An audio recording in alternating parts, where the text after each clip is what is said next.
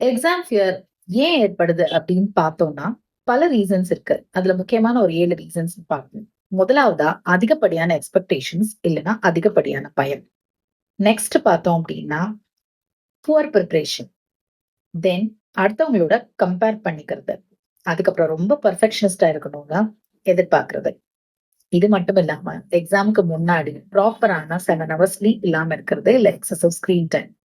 இந்த மாதிரி நிறைய ரீசன்ஸ் இருந்தாலும் நம்மளால சின்ன சின்ன விஷயங்களை மாத்திக்கிறது மூலமா இதை மேனேஜ் பண்ணிக்க முடியும். முக்கியமா ஒரு பிரீதிங் எக்ஸசைஸ்.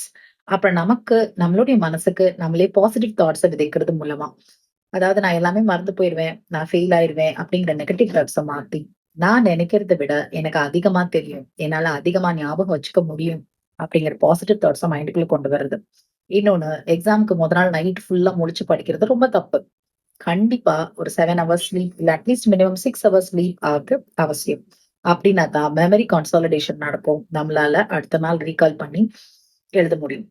இந்த மாதிரி டிப்ஸ் எல்லாம் நம்ம ஃபாலோ பண்ணாலும் எவ்ரி டைம் எக்ஸாம் போகும்போது திருப்பி திருப்பி பயம் வருது அப்படின்னா, இந்த டிப்ஸை தாண்டி நமக்கு மெடிசினல் சப்போர்ட் அவசியம். அப்ப ஹோமியோபதிக் மெடிசன்ஸ் வந்து உங்களுக்கு ஹெல்ப்ஃபுல்லா இருக்கலாம். நிறைய மெடிசன்ஸ் இருந்தாலும் லைக் கேலிபாஸ், அர்ஜென்டனைட் இது மாதிரி நிறைய சொல்லிட்டே போகலாம். பட் ஹோமியோபதி மெடிசன்ஸோட ஸ்பெஷாலிட்டி என்னன்னா, ஒவ்வொருடைய தனித்தன்மையை பொறுத்து கொடுக்கப்படுறதுதான் இதோட ஸ்பெஷாலிட்டி. ஸோ ப்ராப்பரா கன்சல்ட் பண்ணி ட்ரீட்மெண்ட் எடுத்துக்கணும். And exam fear, it is not a failure, but it's a trainable brain response. நம்மளுடைய பிரெயினை நம்ம பாசிட்டிவ் தாட்ஸை இன்வைட் பண்றது மூலியமா மாத்திக்கக்கூடிய ஒரு ரெஸ்பான்ஸ் தான். ஸோ கண்டிப்பா ஃபியரை ஓவர் கம் பண்ணி எக்ஸாம்க்கு அப்பியர் ஆகலாம்.